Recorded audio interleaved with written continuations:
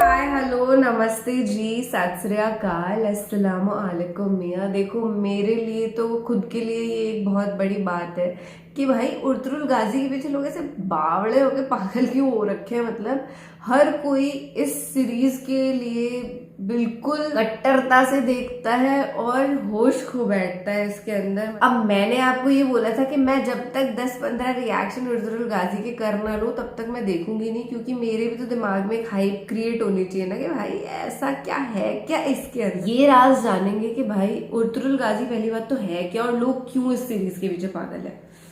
Simple as that. So let's start the reaction video. पर उससे पहले अगर आपने मुझे इंस्टाग्राम पे फॉलो नहीं किया है तो follow, the link is given in the description. I hope you will love the comedy content that I put there. Full on हंसी मजाक मजाकिया कंटेंट है। तो अपन रिएक्शन चालू करते हैं फटाफट।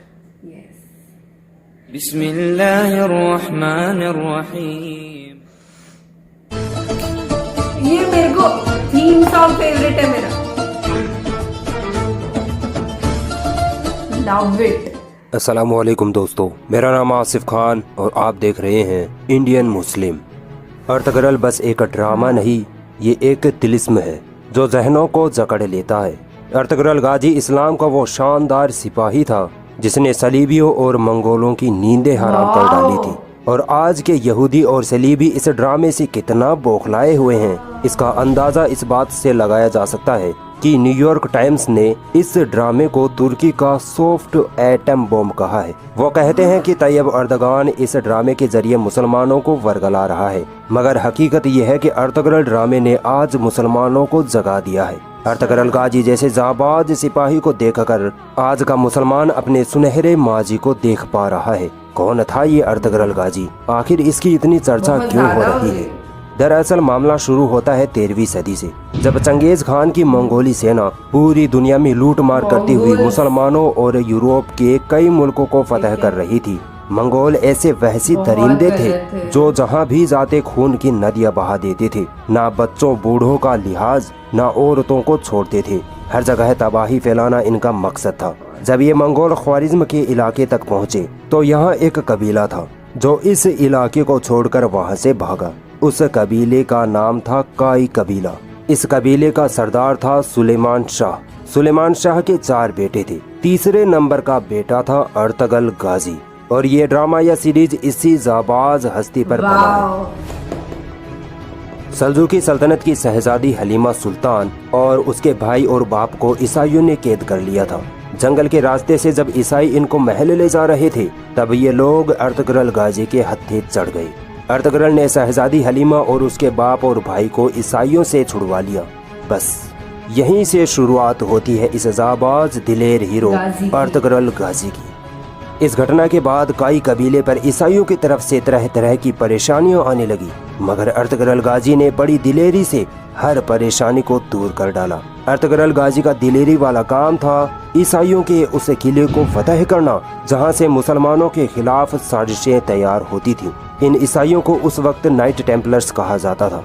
इस किले में बड़े बड़े ईसाई पादरी मिलकर मुसलमानों के खिलाफ एक आलमी जंग की साजिश रच रहे थे, मगर अर्तगरल गाजी की बहादुरी ने इनके नापाक इरादों पर पानी फेर दिया। जब अर्तगरल ने इस किले को फतह किया तो पूरी मुस्लिम और गैर मुस्लिम सल्तनतों में अर्तगरल की दिलेरी और बहादुरी का डंका बजने लगा।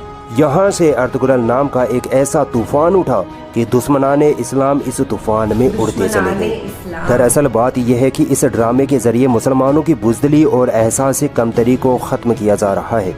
इन्हें अपनी तहजीब पर फख्र करना सिखाया जा रहा है। इस वक्त ये ड्रामा 150 देशों में तर्जुमे के साथ साया किया जा चुका है।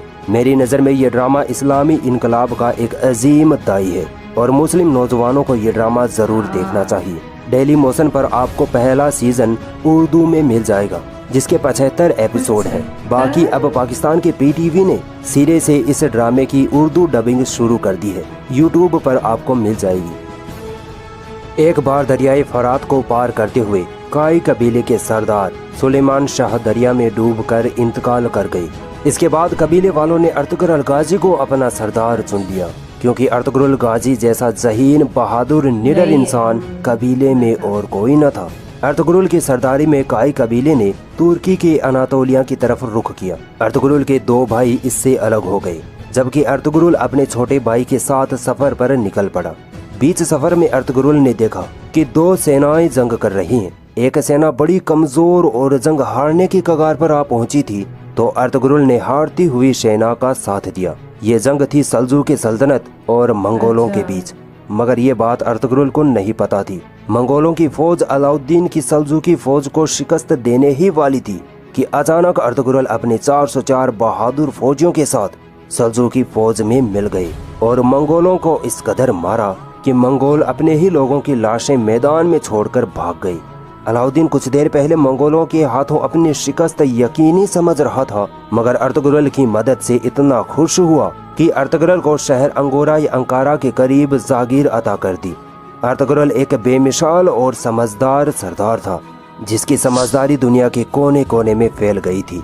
दुश्मनाने इस्लाम इनकी जहानत के साथ बहादुरी को देखकर हर वक्त परेशान रहते थे। मुसलमानों की सल्जूकी सल्तनत इस वक्त बहुत कमजोर हो चुकी थी। एक तरफ रूमी फौज, दूसरी तरफ खूंखार मंगोल। इन दोनों के बीच सल्जूकी सल्तनत पीछे चली जा रही थी। अनकरीब था कि यह सल्तनत खत्म हो जाती, मगर जिस दिन अर्तुगरुल गाजी इस सल्तनत में आए, उसी दिन से यह सल्तनत परवान चढ़ने लगी। अर्तुगरुल गाजी अपनी निडर सिपाह सालारी से रोमियों और मंगोलों को लगातार शिकस्त देता चला गया और अपनी सल्तनत को बढ़ाता चला गया। इस वक्त कोई ऐसा बादशाह न था जो अर्तुगरुल गाजी से टक्कर ले सके। और एक वक्त ऐसा आया जब अर्तुगरुल गाजी अपनी वफात से पहले बहुत ताकतवर हो चुका था। सन 1258 ईस्वी में अर्तुगरुल के यहाँ एक लड़का पैदा हुआ, जिसका नाम रखा गया उस्मान। यह वही उस्मान था जिसके नाम पर तुर्की की सल्तनत को सल्तनत उस्मानिया कहा गया। उस्मान भी अपने बाप अर्तुगरुल की तरह जहीन, बहादुर और निडर था। 1288 ईस्वी में अर्तुगरुल ने वफात पाई। उसके बाद सन 1299 ईस्वी में अर्तुगरुल का बेटा उस्मान अपने बाप की गद्दी पर बैठा। उस्मान में एक तरफ दीनदारी और दूसरी तरफ बहादुरी बहुत ज्यादा थी। उस्मान इस कदर अपनी ताकत को बढ़ाता गया कि कुछ ही सालों में 3 बर्रे आजमों में सल्तनत उस्मानिया का परचम लहरा गया। उस वक्त सल्तनत उस्मानिया में 40 देश आते थे और ये सल्तनत 1923 तक जमी रही। कई सुल्तान आए जिन्होंने इस सल्तनत को कायम रखा, मगर 600 साल बाद फिर ये सल्तनत उस्मानिया बुराइयों और कमजोरियों का शिकार होने लगी। 1923 में इस सल्तनत को एकदम से खत्म कर दिया गया। जब पहला विश्व युद्ध हुआ तब दुनिया 2 हिस्सों में बंट गई। एक तरफ कुछ देश बर्तानिया के साथ आ गए, जिनमें अमेरिका, रूस, फ्रांस आदि थे, और दूसरी तरफ तुर्की के साथ जर्मनी और कुछ देश थे। मगर फिर तुर्की का उस वक्त का जो सुल्तान था वयुद्दीन, उसको साजिश के तहत देश से निकाल दिया गया। अमेरिका, रूस, बर्तानिया ने जबरदस्ती तुर्की के सुल्तान को घेर कर एक समझौता किया कि अगर अपनी सल्तनत को हमसे बचाना चाहते हो तो हमारी शर्तें माननी पड़ेंगी। और वो शर्तें थी ये 100 साल का समझौता, जिसे कहते हैं समझौता लोजान। इस समझौते की शर्तें थी कि तुर्की का सुल्तान इस्तीफा दे, इसकी सारी संपत्ति जब्त कर ली जाएगी, खिलाफत वापस से कायम करने पर पाबंदी लगा दी गई, और सबसे बड़ी और घातक शर्त तो ये थी कि अब 100 साल तक तुर्की अपनी ही जमीन से तेल पेट्रोल नहीं निकाल सकेगा। तुर्की को तेल या पेट्रोल दूसरे देशों से ही खरीदना पड़ेगा। और तुर्की की बंदरगाह बॉस्फोरस पर भी पाबंदी लगा दी गई, जो कि एशिया को यूरोप से कम तरीन फासले से मिलाती है। इसे आलमी मलकियत करार दे दिया गया, यानी अब कोई भी देश का जहाज इस बंदरगाह से गुजर सकता है और तुर्की किसी से भी कोई टैक्स नहीं ले पाएगा, मानो तुर्की को बांधकर 100 साल के लिए किसी कोने में फेंक दिया गया हो। अमेरिका ने अपने एक गुलाम मुस्तफ़ा कमाल अतातुर्क को तुर्की का बादशाह बना दिया, जिसने तुर्की को एक सेकुलर देश घोषित कर दिया, जिसकी वजह से हर तरफ बेहयाई, शराब नोशी और मगरिबी कल्चर आम होने लगा। मगर अब 2023 में यह समझौता खत्म होने वाला है, और जब यह समझौता खत्म होगा तब तुर्की पहले जैसा नहीं रहेगा। तुर्की एक ऐसा देश बनेगा जो अमेरिका और इजराइल जैसे देशों की आंखों में आंखें डालकर मुंह तोड़ जवाब देगा। अल्लाह ने तुर्की को रजब तैयब अर्दगान जैसा उम्मत मुस्लिमा का दर्द रखने वाला लीडर दिया है, जिसने अपनी समझदारी और न्याय के चलते एक बार फिर सेक्युलर तुर्की को इस्लामी तुर्की की जानिब गामजन कर दिया है। और इसी वजह से आज अमेरिका इजराइल जैसे देश तुर्की को बर्बाद करने की हर साजिश कर रहे हैं। ये देश अर्तगरल गाजी ड्रामे को बंद कराने की हर वो साजिश कर रहे हैं जिससे कि ये ड्रामा बंद हो जाए और मुसलमान सोया का सोया रह जाए। मगर अब देर हो चुकी है, मुसलमान जाग चुका है। अब मुसलमानों को डराया नहीं जा सकता, अब मुसलमानों को दबाया नहीं जा सकता। अर्तगरल गाजी जैसी शख्सियत तारीख में बहुत कम देखने को मिलती है। हर मुसलमान को चाहिए कि अपने आप को दीन इस्लाम के हवाले कर दे और अर्तगरल गाजी जैसा बनने की ठान ले। यकीनन आज की जालिम दुनिया जमकर मुसलमानों के खिलाफ साजिशें कर रही है, मगर अब मुसलमानों को इन साजिशों को नाकाम करना होगा, वरना पिटते रहोगे और मिटा दिए जाओगे। एक सेकेंड, एंड में जो बोला ना, I don't agree with that कि पूरी दुनिया साजिश कर रही है मुसलमानों के खिलाफ। मुझे नहीं ऐसा लगता।